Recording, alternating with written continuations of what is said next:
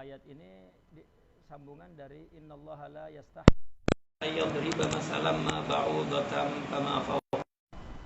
Allah tidak malu membuat suatu contoh ya, seekor lalat, bahkan lebih kecil lagi dari lalat. Ya.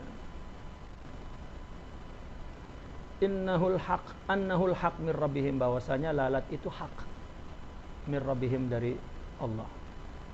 Kemudian wa ma yudhillu bihi illal fasiqin. Ya. Di mana orang-orang beriman fa ammal ladzina amanu faya'lamuna annahul haq. Ya. Tetapi wa ammal ladzina kafaru fayaquluna madza aradallahu bihadza masala. Dengan sebab percontohan lalat yudhillu bihi katsira wa yahdi bihi katsira. Ya, kemudian wa ma yudhillu bihi illal fasiqin. Kenapa dia tidak dapat melihat contoh ya, seekor lalat? Dan dengan sebab seekor lalat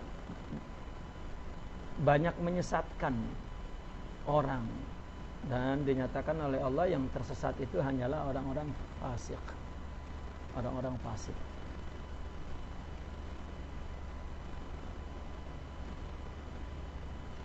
Di mana Imam Ibnu Arabi mentafsirkan fasik itu adalah orang yang kharaju min maqamil qalbi ila maqamin nafs, yang keluar dari maqam hati kepada maqam nafsu. Artinya keluar melaksanakan ibadah dari karena Allah kepada karena dirinya, untuk manusia. Min ta'atir rahman ila ta'ati syaitan. Fasik ini di dalam tartib yang disusun oleh Imam Ibnu Arabi pada ayat-ayat sebelumnya, ketika ayat kafir, fasik ini adalah al-fariqus tsani min al-ashqiya. Ada orang yang syaqi, orang yang menderita, yang paling awal adalah kafir, maka di atas dia selepas orang kafir adalah orang-orang fasik.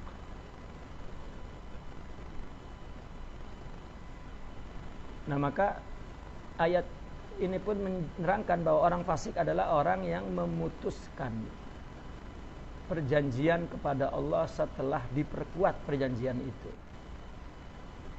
Dan mereka juga yang memutuskan apa yang telah Allah perintahkan untuk disambung. Kedua, mereka merusak di muka bumi ini. Itulah orang fasik yang quduna ahdallah, ya, melanggar janji Allah setelah diperkuat. Kedua, memutus ya, apa yang diperintahkan untuk disambung. Yang ketiga, merusak di muka bumi ini. Ulaika humul khasirun, mereka lah orang-orang yang rugi. Lalu Al-Imam Ibn Arabi menafsirkan alladzina yanquduna ahdallahi min ba'di mitsaqih huwa alladzi asyara ilaihi fi qawlihi wa idz akhadha rabbuka min bani adama min zuhurihim dzurriyyatahum wa asyhadahum ala anfusihim alastu bi rabbikum qalu bala. Ketika Allah mengambil kepada anak Adam, anak manusia, ya, di hadapan mereka dan para zuriyah mereka,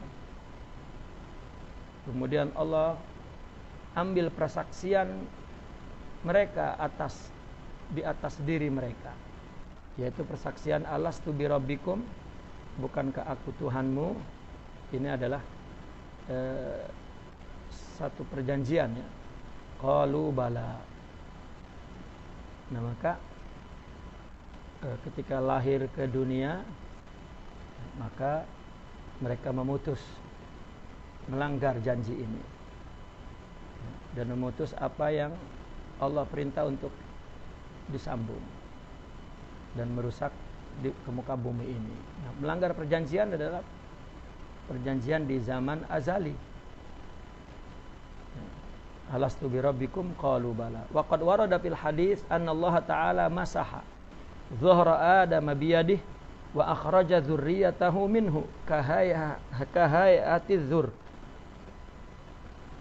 Allah telah mengusap, menyapu ya, zahr, punggung Nabi Adam dengan tangan Allah.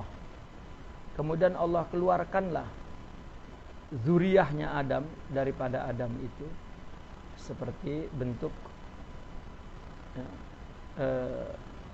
zur, seperti bentuk biji, diurut, dipurut gitu, ya, terus keluar.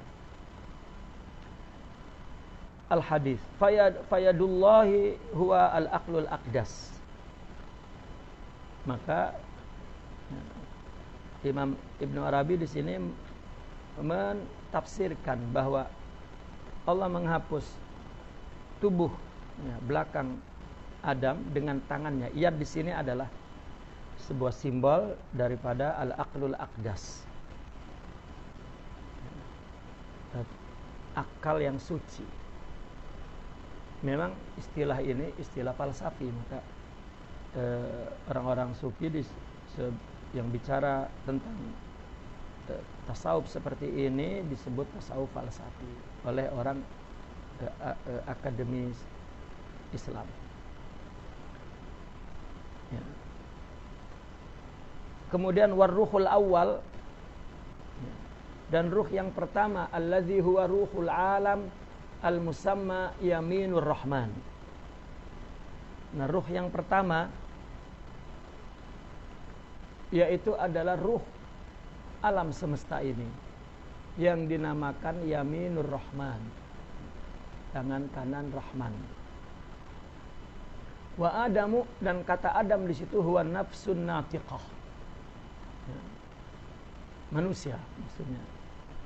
Nafsun natiqah adalah manusia. Nafsu yang natiq, manusia yang berakal, manusia yang natiq al-kulliyah. Meskipun di dalam tasawuf dikatakan bahwa nafsun natiqah al-kulliyah itu adalah Muhammadiyah. Muhammadiyah ini bukan Nabi Muhammad dalam arti manusia yang lahir yang menjadi Ibn Abdullah, meskipun hakikat Muhammadiyah itu ada dalam diri Rasulullah SAW. Sebetulnya simbol saja.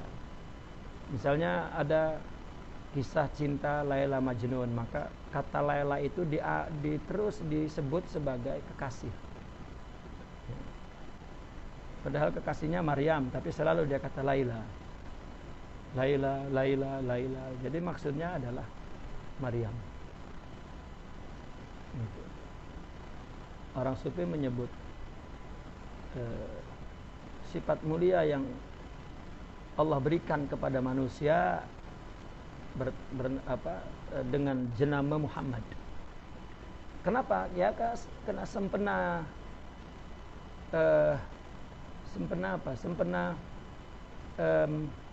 bahwa yang mendapatkan sifat mulia itu sempurna ya Nabi Muhammad itu sallallahu alaihi wasallam.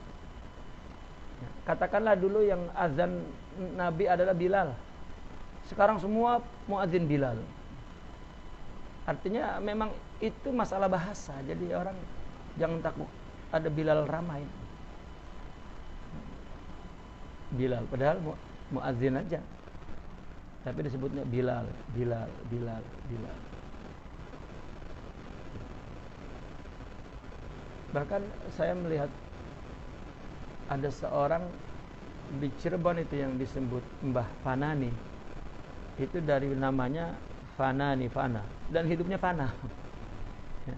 Jadi memang ismun alal musamma. Allah beri nama memang sesuai dengan keadaannya. Bukan karena dia disebut Fanani, bukan karena dia fana, memang dia nama Fanani sejak lahir kemudian menjadi fana. Ya, menjadi fana. Nah maka kalau itu nanti jadikan simbol, setiap orang yang sangat cinta kepada Allah disebut anta Fanani. Bukan dia Fanani wujud, nama Fanani itu. Nah ini yang Orang Sufi panggil Nabi Laila, Salma, Busaina. Jadi jangan dibahas Salmanya, tapi adalah simbol. Manggil Allah juga Hindun. Ya, manggil Allah juga Salma terkadang. Karena dia orang ma'ani, jadi dia punya bahasa simbolik. Nah, maka dia menyebut apa? Kalau kita ketika nak buat sesuatu, mula-mula yang muncul adalah akal pertama, idea awal. Ya. Lalu kita nak menyebut apa untuk Allah? Ketika Allah mengatakan alastu birabbikum qalu bala. Kalau dibahas secara bahasa, ulama pun menafsirkan berbeda-beda. Ya. Dalam tafsiran juga yang merujuk kepada Al-Imam Ibn Qutaibah mengatakan bahwa Allah boleh dengan segala kudrahnya, kemampuannya. Dulu Allah tak ciptakan lagi wujud manusia, tapi Allah nak tanya manusia yang akan diciptakan kemudian. Maka Allah hadirkanlah manusia itu dalam bentuk ruh banyak. Alastu birabbikum, dan mereka Allah buat jawab qalu bala. Lepas itu Allah buang lagi. Ya. Ini kan tetap penafsiran ini tujuannya tanzih, mensucikan Allah, bahwa Allah boleh buat apa saja. Gitu. Artinya ketika kita belum diwujudkan di bumi, kan tak ada di bumi. Mungkin bumi kata ada, katakan bagi kita, karena kita tak ada, maka kita katakan tak ada. Pembahasan tauhid kan bagi Allah sudah ada. Iya, kita cerita kita. Nah, lalu Allah tiba-tiba ada cerita di Al-Quran, alastu birabbikum qalu bala. Dulu ketika Allah mengambil sumpah kepada manusia dan keturunannya, ditanyakan alastu birabbikum, maka orang ulama menafsirkannya, ya, ruh itu diciptakan, maka ada alastu birabbikum. Kemudian Allah yastantiquhum, Allah menyuruh, membuat mereka cakap, maka qalu bala. Lepas itu hilang lagi. Itu tafsiran tanzih sudah. Jadi, betapa Allah melakukan sesuatu yang memang akal pun tak dapat paham, kan begitu. Itu menurut akal yang dia tak paham. Artinya tak paham tak boleh buat. Buat roh, suruh jawab, terus hilang. Nah, kita tanzih lah. Jadi akal meletak tafsirannya yang akal memang tak mampu buat begitu. Tapi orang Sufi menafsirkannya, huwa sa'ala nafsahu binafsihi li nafsih. Dia bertanya kepada dirinya tentang dirinya akan dirinya. Yang ditanya dirinya tentang apa? Tentang dirinya. Kepada siapa ditanya? Kepada dirinya. Oleh siapa yang bertanya? Oleh dirinya. Maka dia umpamakan seperti cermin. Dia berdiri di cermin, maka muncullah dia. Ya, alastu bi rabbikum, bukankah aku ini hakikatmu? Ya, sudah. Yang bicara dia, bertanya tentang dia, ya, kepada dia, dan karena ya, sepakat bahwa yang ada hanya dia. Walam yakun ma'ahu syai'. Yang bersama dia pada saat itu syai', sesuatu pun lam yakun, lam yujad, yani tidak ada. Kan dua-duanya mentafsirkan dalam bentuk tanzih tetap, ya, tanzih. Namun kalau di atas masih ditashbihkan di akal, ada. Kalau Sufi terus tanzih, ya. Gitu, karena mereka mazhab akidahnya salah. Namun ketika dikatakan yadullah al-aqlul aqdas, terus dia cari perumpamaannya adalah kita. Jadi kalau dibahas tangan ini tangan apa? Itu tangan kekuasaan. Kan? Itu masih dia masukkan di akal, kekuasaan.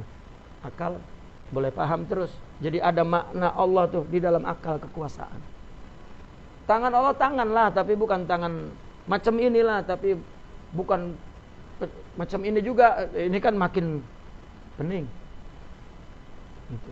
Tapi orang sufi mengatakannya al-aqlul awal. Kenapa? Karena kita melihat contohnya manusia. Manusia menciptakan sesuatu yang mesti berpikir dulu pertamanya. Nah, itu. Ya. Itu perenungan yang tinggi. Perenungan yang tinggi. Kenapa? Karena begini, karena ulama dulu termasuk Imam Al-Ghazali menyusun tartib ilmu itu ada dua dibagi. Ada ilmu bumi yang diciptakan oleh manusia, Allah ilhamkan mereka. Yang kedua, ilmu langit. Ya, seperti syariah ini kan tak ada manusia buat, Allah yang buat. Ya, ilmu bumi sejarah, matematik apa itu kan manusia buat. Maka ilmu bumi ini ilmu yang paling rendah adalah ilmu maharah. Ilmu kemahiran, cara memelihara ayam, ternak, jangkrik. Tahu jangkrik? Cingkrik, itu kan ada ilmunya itu. Ilmu yang memang terus ke perut. Kaitan cara buat tempe, cara buat tahu, itu ilmu tuh. Orang ada ilmu tentang kemahiran pun dah mulia dah. Ya.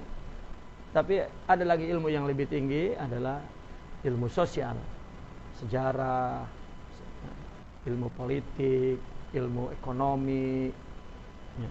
Yang di bawah ini yang tadi ini kalau ada orang alim ini ya dia hilanglah, pengaruhnya rendah.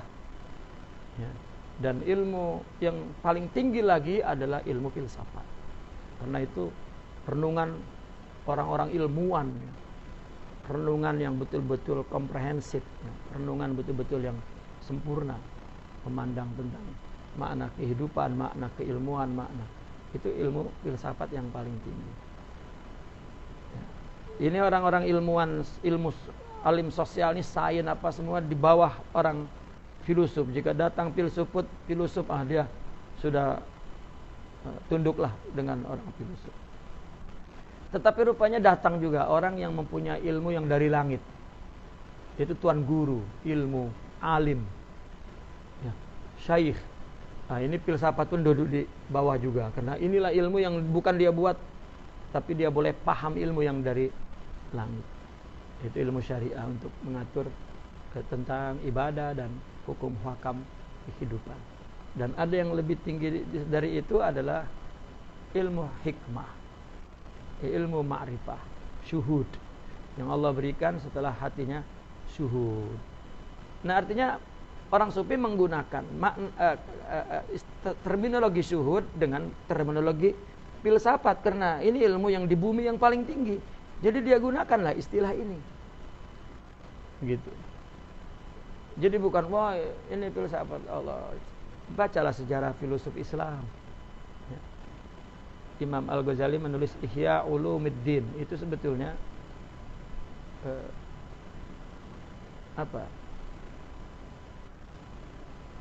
kalau kita artikan secara praktikalnya, Ihya Ulumuddin itu, Ihya kan menghidupkan, karena mati berarti. Fikih mati, tauhid mati. Kenapa? Karena ruhnya mati. Apa? Tasawuf. Ihya Ulumuddin. Sebetulnya itu adalah tasawufisasi ilmu syariah. Ihya Ulumuddin. Maka orang sufi semua paham, ya. Sehingga kita perlu menyebut orang yang katakan sufi tapi orang di non sufi, ya, di pergerakan.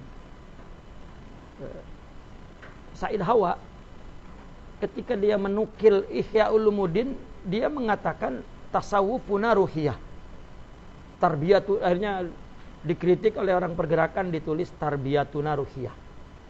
Padahal isinya adalah mengutip Ihya Ulumuddin. Ya, Ihya Ulumuddin. Maka dia gunakan istilah-istilah yang elit, ya, menggunakan ilmu elit, ya. Karena kalau dia gunakan ilmu sosial, istilah-istilah, ya tidak boleh, ya tidak boleh,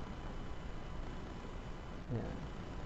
Artinya mereka orang-orang aristokrat dalam pengetahuan pun yang menggunakan istilah-istilah yang tinggi. Nah itulah kenapa dikatakan yadullah itu al-aqlul aqdas. Ya, akal yang al-aqdas. Sebetulnya kalau orang mengkritik kenapa Allah pakai akal, Allah itu bahasa jika sudah diedopakan ke Allah maknanya lain. Di Al-Quran pun ketika ada kata makar, wa makaru wallahu khairul makirin, jangan jahat artinya. Itu sudah kaidah orang-orang yang berilmu. Gitu, ini Allah kenapa? Gitu. Jadi pembahasannya tidak ilmiah. Orang sufi dah cakap tinggi sangat keilmuannya itu dan menggunakan istilah ilmiah. Ya. Namun persoalannya kedengkian kepada tasawuf itulah yang mereka menjadi tidak ilmiah. Maka ruh awal adalah itu yang dikatakan ruhul alam. Yang dikatakan alastu bi rabbikum ini bicara siapa? Itu adalah ruh alam. Lalu ruh alam itu ada di mana? Yaminur Rahman. Ya. Ada di sebelah. Kalau umpama yad kan tangan kanan. Tangan kanan. Yad itu tangan kanan. Tangan kanan Rahman. Karena di dalam Al-Quran, dalam hadis dikatakan bahwa tangan Allah kanan semua. Ya, tak boleh kiri. Ya. Ya, di dalam hadis masalah akidah tangan Allah tuh kanan semua. Coba kalau memang tangan ini jadi macam mana? Kan bukan, tidak boleh ditajsim. Gitu.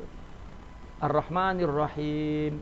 Ya, ketika alam semesta dibuat oleh satu tangan, ya kan? Itu Yaminur Rahman. Nah, ketika manusia dibuat dengan yadaihi dua tangan. Gitu, dua tangan. Jadi yadai dua tangan, Yaminur Rahmanir Rahim kan gitu. Rahman menciptakan semua makhluk, Yamin menciptakan kerohanian umat Islam. Gitu.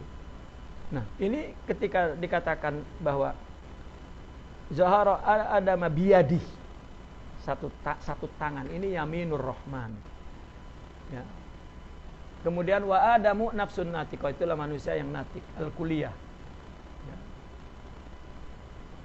Allati hiya qalbul alam. Manusia itu adalah jantung alam semesta. Ya. Alam ini jasad, ruhnya adalah manusia. Manusia sendiri adalah ada jasadnya, ruhnya itu adalah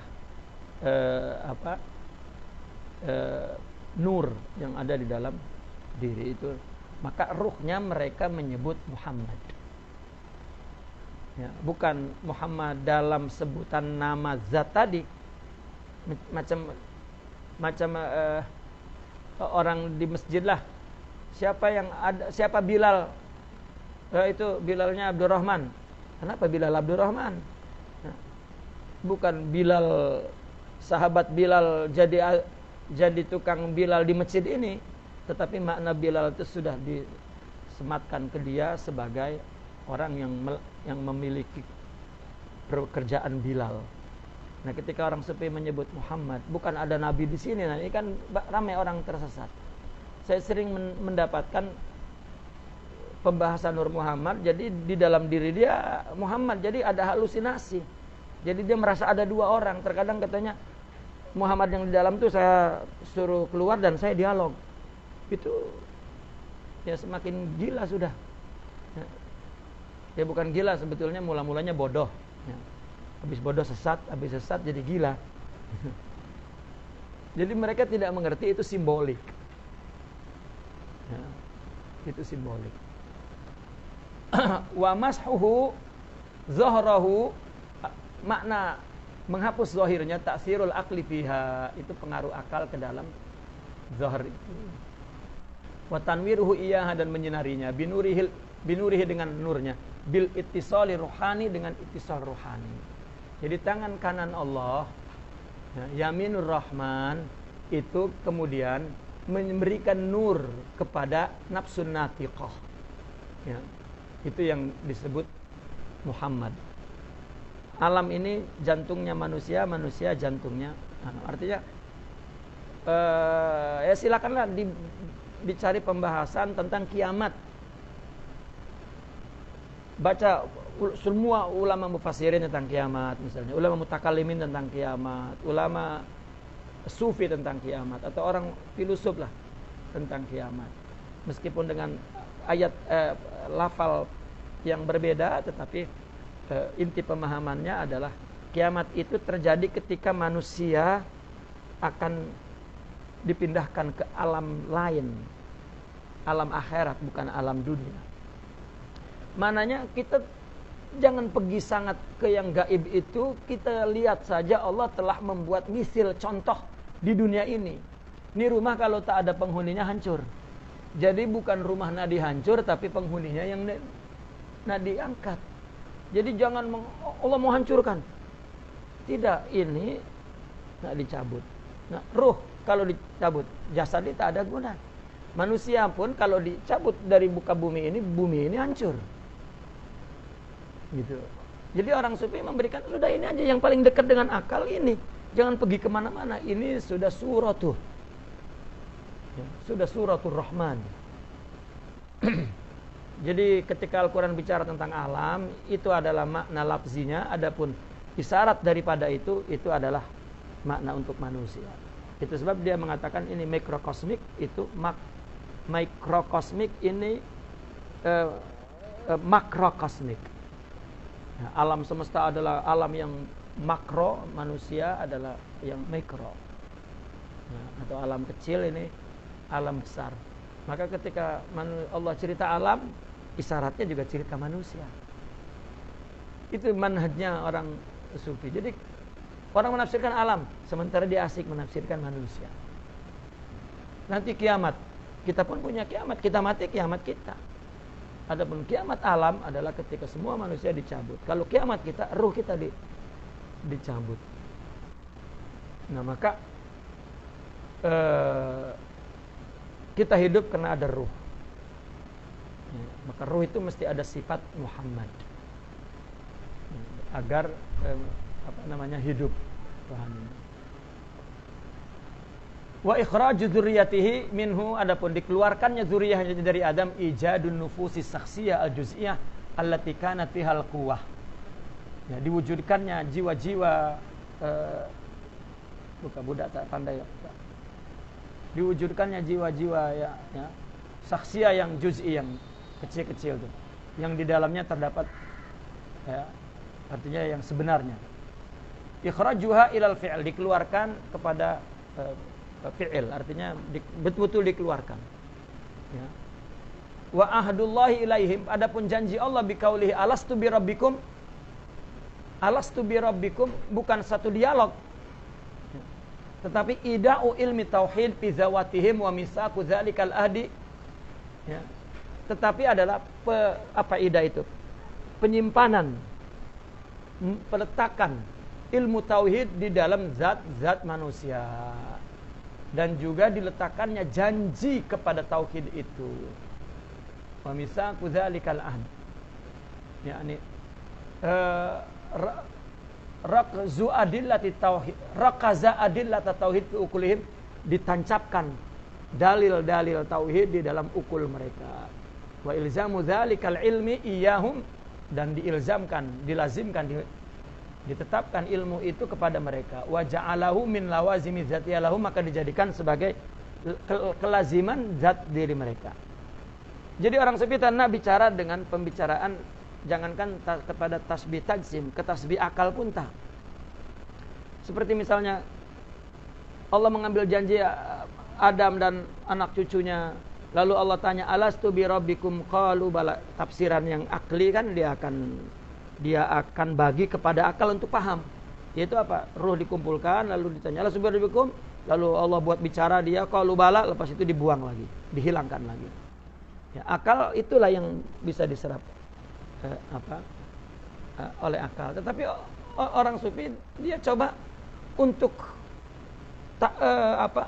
tafsirkan, jangan menjadikan konsumsi akal, tapi sudahlah biar ya serah saja kepada Allah. Namun untuk menceritakannya, ini kita sudah contohnya. Gitu. Jadi maksudnya alastu bi rabbikum, Allah ketika membuat sesuatu ya, nak letak secara fitrah ketuhanan dalam diri manusia ini. Jadi alastu bi rabbikum itu ida'u ilmi tauhid. Allah letakkan pengetahuan atau pengakuan tauhid kepada manusia. Maka akhirnya kan Nabi juga ada hadis kullu mauludin yuladu ala al-fitrah. Imam Ibnu Arabi punya kitab namanya Raddul Mutasyabih ilal Muhkam. Ketika orang bising masalah mutasyabih, ayat mutasyabih ini kan timbul satu sama lain saling mengkafirkan. Lalu beliau hadir, tak payah bahas mutasyabih. Ada ayat muhkam yang sama menerangkan ini, tapi tidak sebut ayat kata-kata yang mutasyabuh, tidak. Ini kata-kata yang muhkam, tapi sama penerangannya. Ya, seperti ini. Ya. Masaha zarahu biyadihi, kemudian ini ada tafsiran kepada ayat alastu bi rabbikum. Ya, sehingga akal harus memahami seperti ini, seperti tadi. Ya. Imam Ibnu Arabi, coba kita pergi ke ayat lain yang tidak menggunakan ayat mutasyabih. Yang dia gunakan ayat yang terang terus muhkam, tidak tasyabuh, tidak mirip-mirip, tidak serupa-serupa. Terang Allah punya. Kullu mauludin yuladu 'alal fitrah. Setiap yang lahir ada tauhid di dalamnya. Baru kemudian ayahnya lah, sekitarannya lah, suasananya lah yang membentuk. Jadi ketika alastu bi rabbikum, ya, maknanya adalah hakikatnya Allah meletakkan chip tauhid lah, katakan, di dalam diri kita. Fir'aun pun ketika dah mengalami kesulitan, akhirnya dia keluar tauhidnya. Yang ini tubuh siapa yang buat? Tak akan kembali kepada selain Allah. Memang tak ada lagi lah. Ya. Kalau ciptaan makhluk ini adalah ciptaan Tuhan lain, lalu Tuhan kita mengambilnya dan menundukkannya, baru dia kembali ke Tuhannya. Ya. Tak akan ada. Sama seperti Nabi Allah nak ciptakan Nabi Adam, dialog kepada Allahumma salli malaikat, qalu ataj'alu fiha may yusri. Orang ahli sunnah sudah menetapkan Allah tak ada suara, tak ada, macam mana boleh dialog? Ya. Oleh sebab itu yang percaya bahwa Allah ada suara, saudara-saudara kita yang ada suara, ya, dia enjoy saja, dia cerita ayat Allah dialog dengan malaikat cipta Adam, ya cakaplah, memang Allah bersuara bagi dia. Tapi bagi orang yang mengaku Asy'ariyah ahli sunnah tidak bersuara, ya. Nah, orang sufi tak mau, ya, tidak mau bersuara dan tidak mau mengatakan bahwa Allah berkata itu dengan saling paham lah, begitu. Dan itu adalah makna lain, simbolik. Cuma istilahnya dalam tasawuf adalah al-hiwarul khayali, dialog imajiner. Ya, seperti kita lah nak ngelamar seseorang kan, kita sudah dialog dulu dalam diri kita. Assalamualaikum, waalaikumsalam. Ada apa kamu? Ini Pak Ci, saya nak melamar anak tuan. Boleh tak? Hei, kamu kerja apa? Saya bos. Kan sudah ada dialog di dalam itu. Belum pergi lagi. Kenapa kita boleh, Allah tak boleh? Jadi kenapa kita harus letakkan paham seperti tasbih gitu? Jadi itu furu'il bahas, bebas, tapi ya, terjadi pengkafiran itu karena mazhab dia nak betul. Ya, orang sufi sebut ini asairahnya, ini zahirnya, ini batinnya. Ya. Nah, kelemahan memahami manhaj itulah ya, yang terjadi pada sebagian orang. Wa ja'alahu min bihaitsu idza tajarradu an sifatin nafsaniyah wal ghawasil jismaniyah tabayyana lahum dzalik. Kata Imam Ibnu Arabi, sekiranya jika mereka melepaskan dari sifat nafsu dan tutup jasmani, baru nyata. Di mana chip tauhid itu? Di dalam diri itu. Kalau tubuh itu, sifat nafsu itu dikosongkan, artinya dinonfungsikan. Ada, tapi tidak berfungsi. Nabi itu nafsu ada, tapi tak berfungsi, maksum. Ya, maksum kepada mukhalafatus syariah, bukan maksum kepada ubi kayu. Ya, itu pakai nafsu makan. Ini bahasa syariat, maksum. Para awliya mahfuz, itu pun orang tak suka. Dia manusia sama dengan mahfuz, artinya mahfuz berdosa dan bertobat. Jadi jangan dikira tak berdosa. Orang memandang manusia tak berdosa pun sudah dosa tuh. Pandangan itu pandangan dosa sudah. Maksum itu min haitsu syar'i. Istri Nabi 9, macam mana nama maksum? Nafsu. Artinya chip tauhid itulah ketika dilepaskan dari sifat nafsiyah, di non tajarrud itu. Ya. Kalau benda tajarrud memang dilepaskan bendanya. Tapi kalau bukan benda, berarti fungsinya, sifatnya. Ya. Dan tutup jasmani, baru jelas tauhid itu. Contohnya begini. Saya sering memberi contoh begini. Ada manusia Tarzan. Baby lahir di hutan. Yang mengurus dia semua orang hutan. Ya bukan orang. Ya, binatang. Maka tengok apa yang menjadi sifat dia. Dengan tarkib insan, tetapi dia punya dia punya numu kehendak itu adalah binatang. Dia boleh buat macam binatang tuh. Mungkin gak ada Tuhan. Dia melompat dari pokok ke pokok dan dia boleh bergelantungan macam monyet. Nah, tapi rupanya di pokok terakhir itu rupanya jurang. Begitu dia melompat, tak ada pokok, maka tak ada tempat dia untuk mencari pertolongan dia untuk menyelamatkan diri dia. Nah, ini namanya sudah tajarrud dari sifat nafsu dan dari gawasil jasmani. Maka mesti dia teriak Tuhan dengan bahasa yang fitrah otomatis keluar dari mulutnya. Ya. Entahlah apa sebutannya.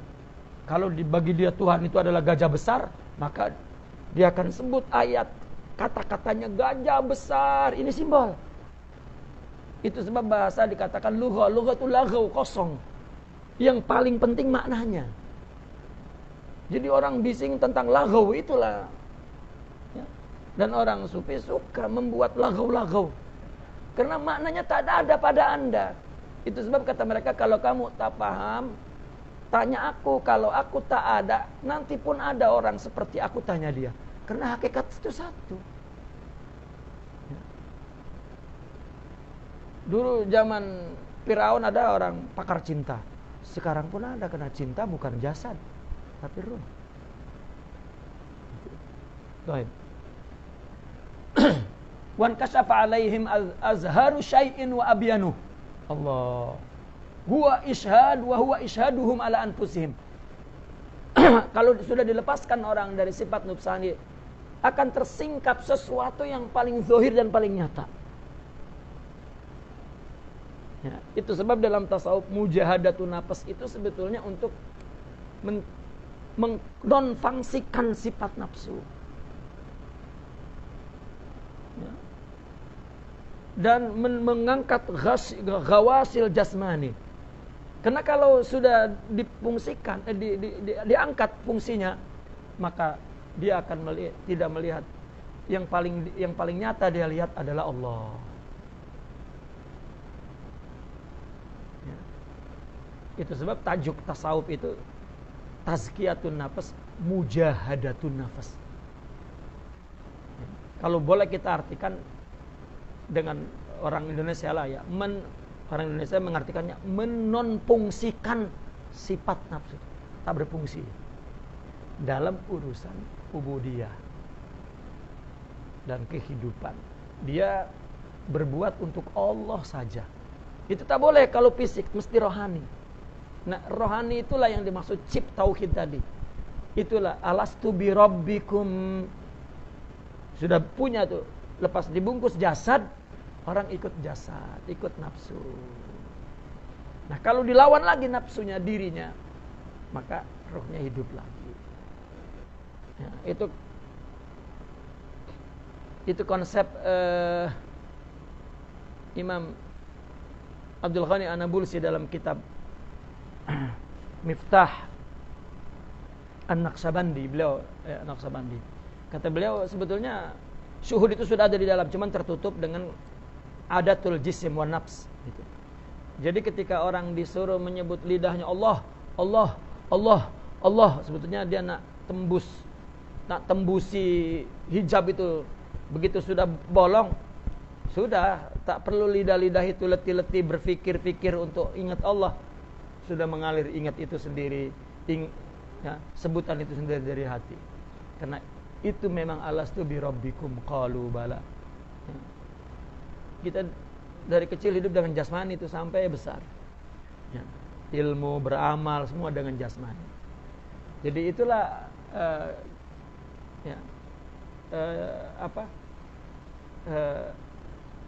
orang sufi nak pergi kemanapun dia akan terang manhaj dia, ya, bahwa kita nak tengok Allah itu tak dapat. Di mana gaib mutlak? Ya, Allah dah tunjuk. Maka Imam Junaidi pun mengatakan mengenal Allah itu ada dua. Pertama, ma'rifatut ta'rif, mengenal ta'rifnya, definisinya. Inilah makhluk definisinya. Ya. Namun untuk membaca definisi ini perlu satu ma'rifat rohani. Itulah ma'rifatut ta'aruf, at-ta'aruf ruhi. Ya. Itulah at-tajalli rohani. Nah maka wan kashafa alaihim azharu syai'in wa abyanu wa huwa ishaduhum ala anfusihim. Dialah yang memberikan persaksian kepadamu atas diri kamu likauni dzalikal ilmi daruriyan hina idzin, akan adanya ilmu tersebut pada saat itu yang daruri, yang tidak dapat ditolak, daruri itu. Orang tadi seperti Tarzan tadi, tak lagi didapat gelantung. Itu makrifatnya bukan main. Ya, syuhud itu terus wali itu. Allah, tak ada lagi yang dia lihat. Atau orang stroke semualah. Stroke kaki, tangan, mata pun stroke. Sudah ngedip pun, tapi dia hidup. Itu dalam fana itu, bahkan baqa. Itu syuhud makrifat yang kamilah gitu. Allah, baru dia tak dapat berbuat apa-apa gitu. Dan kita kalau selama ini tidak stroke memang tak boleh ya, itulah mujahadatun nafas ya, paling kurang kita distrukkan oleh guru ya, itu pun tak stroke ya. Disuruh kamu tiada, yang ada semua anugerah Allah. Nah itu ishaduhum ala anfusihim likauni dzalikal ilm daruri. Baru tuh ya, Allah mempersaksikan alastu bi rabbikum qalu bala. Itu dulu tak ada jasad. Ya, lalu dibungkus jasad. Ya, lawan jasadmu, lawan nafsumu, baru engkau akan melihat alastu bi rabbikum qalu bala. Itulah takhalli, tahalli, tajalli. Wa ijabatuhum lidzalika biqaulihim, jawabannya kepada yang demikian itu yaitu perkataan mereka bala qubuluhumuz zati lahu. Jadi iya itu bukan ada ucapan tetapi respon zat. Ini kalau zikir pertama kan kita nak zikir pun susah. Maka itu sebab lidah kita kena disibukkan. Ilallah, la ilaha illallah, Allah, Allah, Allah, Allah, Allah. Malah makin menghayal. Makin lama-lama Allah letih. Ya. Ini ruh tak hidup lagi, tak respon lagi, menghayal. Gitu. Tetapi jika dia mujahadah, ada respon, sudah.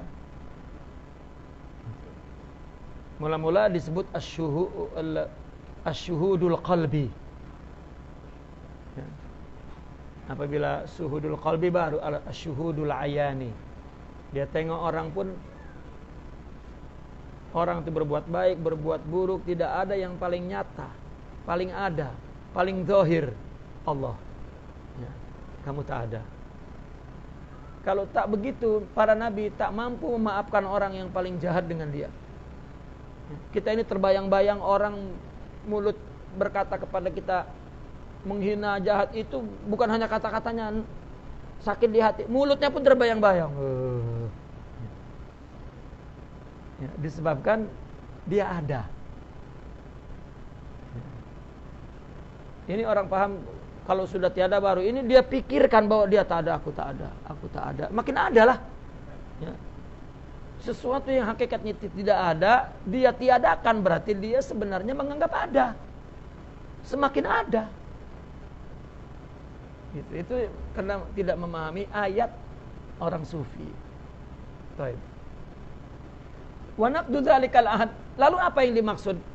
Mereka yang kuduna ahadallah, merusak janji, inhimakuhum fil lazzatil badaniyah, tenggelam dalam kelezatan tubuh, wal ghawasyit tabi'iyah, dan tutup fisik ini, wa ta'abbuduhum lihawahum wa syahwatihim, dan mereka menyembah hawa dan syahwatnya, melakukan kebaikan untuk dirinya.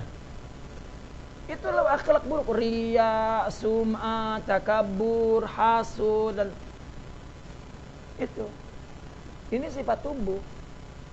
Orang sufi pun sudah menjelaskan pada hakikatnya tidak salah karena ciptaan Allah. Cuma inilah ikhtibar, imtihan, ya, syariat. Ya. Itu sebab orang sufi melihat lakonan di belakang itu. Apa? Allah Maha Sayang. Taubat pun Allah dosa pun Allah ampun. Jadi kalau bicara mengikut teks syariat marah tuh. Ini dosa itu. Yang menetapkan dosa yang Maha Kasih. Kita berdua suami istri, orang tua buat peraturan di rumah ini. Yang melanggar pukul. Itu pukul saya. Oh, anak saya. Ya. Kita boleh telajak.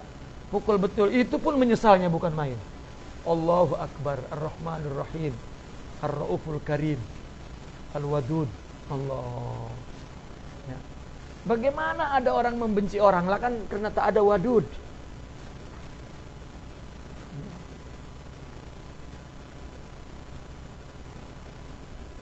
Bihaitsu ihtajabu biha, di mana mereka terhijab dengan semua itu, kenikmatan, kelezatan itu. An wihdatillahi wa ta'abbudi, dari ketunggalan Allah. Di sini kata wihdah nih. Orang sufi mempunyai istilah ahad, wahid, wihdah. Itu punya makna sendiri meskipun senternya adalah tunggal. Ketika orang sufi mengatakan ahad, dia nak menyebut zat satu. Ada itu hanya ahad. Ada itu hanya ahad. Maka zat itu ahad. Nah, ketika orang sufi menyebut wihdah, Allah telah menciptakan berbagai ada. Gitu. Jadi takkan ini bukan ini bukan ini. Ya. Meskipun ini bukan itu, tapi ini bukan selain ini. Jadi kita nak sebut semua. Seperti katakanlah, kalau saya menyebut diri saya sendiri, ana. Tapi kalau saya nak menyebut semua sekali, nahnu. Gitu. Maka wihdah menyebut Allah sebagai pencipta dan ciptaannya. Itu wihdah. Katakanlah, saya dengan gambar yang ada di cermin, muncul gambar saya kan. Kita nak menyebut semua. Itu bukan sesuatu yang lain. Itu wihdah. Allah ma'asifatihi wa af'alihi wa anfi'alihi, yani wa makhluqatihi, wihdah. Kenapa di sini itajabu biha an wihdatillah? Karena ini tubuh bukan independen. Ini wihdah. Kenapa dia tulis wihdah? Zatnya Allah tunggal, ahad. Ini zat. Kemudian sifat. Selepas sifat fi'il. Selepas fi'il ciptaan. Ini tak ada yang keluar dari Allah ini. Ini zat Allah, ini sifat Allah, ini fi'il Allah, ini ciptaan dari fi'il Allah dan tidak ada yang independen. Ini wihdah. Nah, kalau ini saja ahad. Kalau wahid itu setengah dua. Karena kalau hanya satu disebut ahad. Ya, ketika banyak wihdah. Tetapi ketika wahid berarti cuma dua. Ini wahid, ini wahid. Ya. Ini wahid, ini wahid. Wahid adalah nisful isnain. Kita nak pergi ke ilmu adat pun, ke ilmu apapun memang begitu. Ya, artinya bukan bid'ah, itu memang sudah ilmu akli. Nah, kenapa ada wahid? Karena yang bagi enak Allah, yang bagi tak enak Allah. Jalal, jamal, qahar, lutuf, laki, perempuan, atas, bawah. Bukan ada dua Allah itu. Zuhurnya wahid, wahid. Tapi datangnya dari ahad.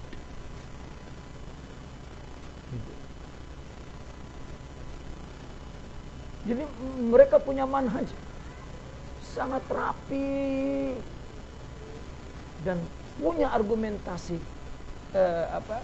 ilmiah yang sangat tinggi. Nah, orang melanggar janji itu artinya bahwa dia zahir ini, lazat badannya ini dominan, katakan, kepada sifat rohani. Katakan, coba tanya diri kita, sifat tidak sabar dengan sabar banyak mana? Banyak sifat tidak sabar. Berarti sifat sabar kalah dengan sifat tidak sabar, itu saja. Jadi bagaimana agar sifat sabar ini mengalahkannya? Gitu. Nah, maka ini menutup ini. Wong di dalam batin kita ada itu semua fitrah itu. Bukan ada yang lain, ada Allah maksudnya. Allah kalau mau kamu sabar, sabar sangat. Tapi kata mereka, kamu nak melamar anak tuan raja, mahal lah dia punya mahar. Jadi orang sufi menyebut bahwa rohani ini, sifat mulia ini diumpamakan anak tuan raja, karena ini sifat Allah. Ya. Jika ente enak ini, ente bayar mahalnya. Maharnya apa? Kalahkan jasad ente. Itu semua simbolik. Ada satu syair Imam Ibnu Arabi, ya, sebanyak 30 bait syair, semua simbolik. Kalau kita baca dan ikut kata-kata dia, maknanya entah apa. Tapi sebetulnya bercerita tentang Tuhan dan ciptaannya. Dia bercerita tentang nafsu saja begini. Orang hidup tuh akan bermusuhan dengan nafsu. Dia bilang apa? Satu ketika ada seorang tawaf di Ka'bah dan pusing-pusing. Lalu di belakang ada seorang wanita memakai hitam-hitam dan memakai niqab. Lalu dia mengikutinya. Sesekali aku menoleh, ya. Dan dia terus mengikutinya. Ketika sampai di pintu Ka'bah, kemudian aku merasa bahwa dia menggangguku, maka aku menoleh, lalu dia buka cadarnya. Wajahnya begitu cantik. Ini untuk apa Imam Ibnu Arabi bercerita tentang dia tawaf, bercerita itu? Bukan itu. Itu semua simbolik. Yang dia ceritakan adalah dia manusia dan nafsu. Tapi semua simbol, Ka'bah simbol, tawaf simbol, perempuan bernikab simbol, semua simbol. Gitu. Baik.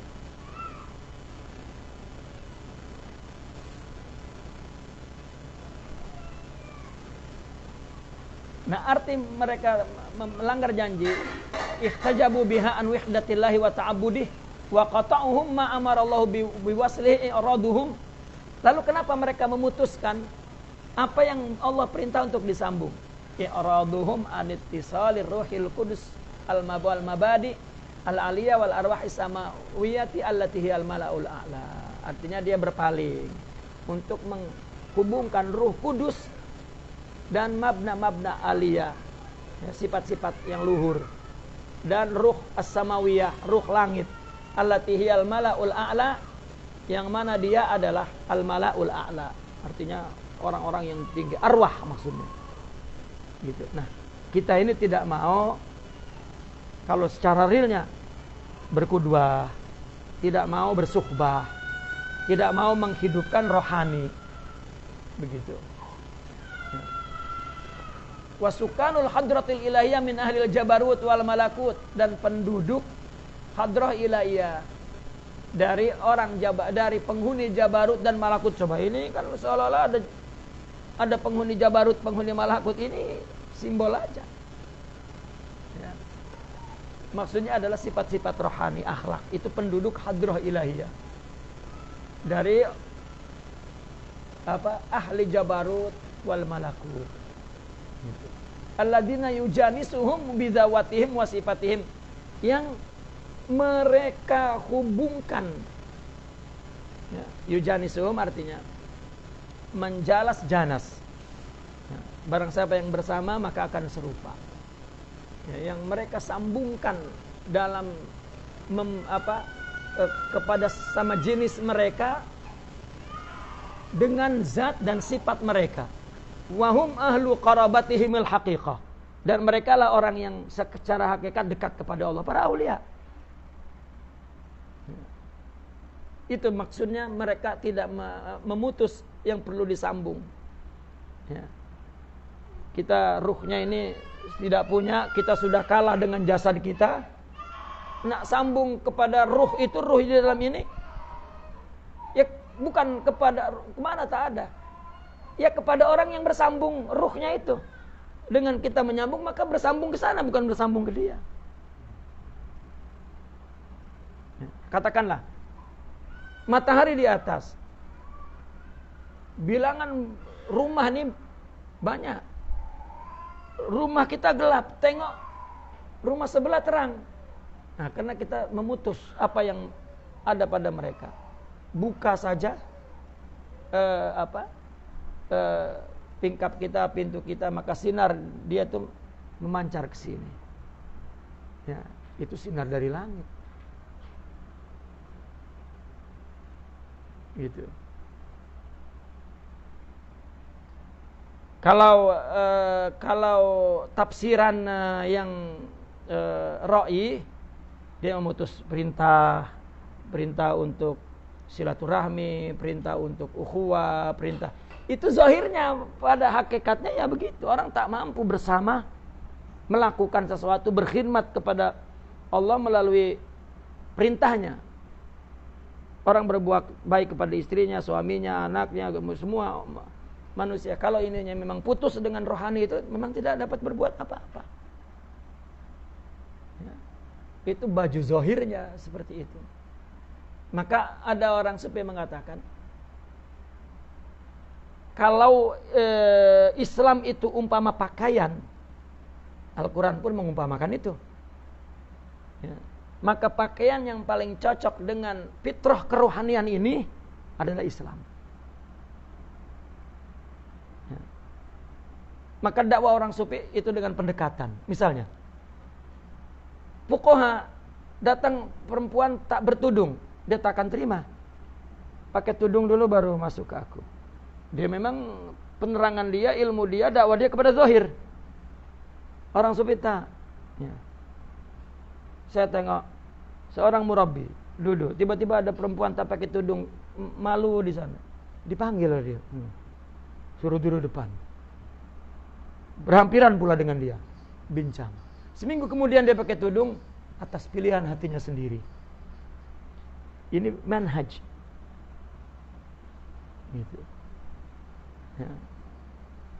Nah, kalau fikih kan, ya memang jelas itu, siapa yang tak kata haram. Gitu. Tetapi ibadah itu ruh, hidayah itu ruh. Gitu.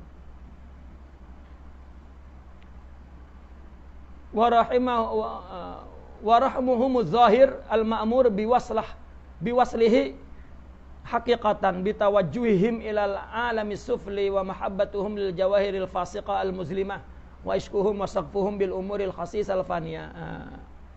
Tadi itu mereka ahli kerabat yang hakiki dan merekalah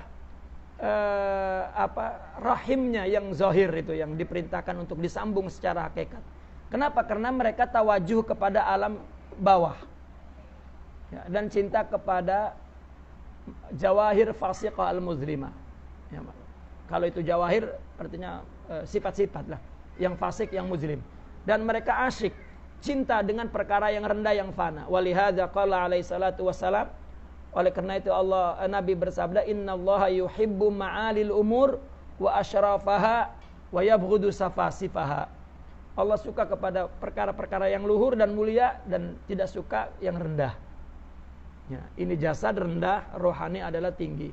Idh kullama kana matlubun nafs akhassa kanat anil alami syarif abad.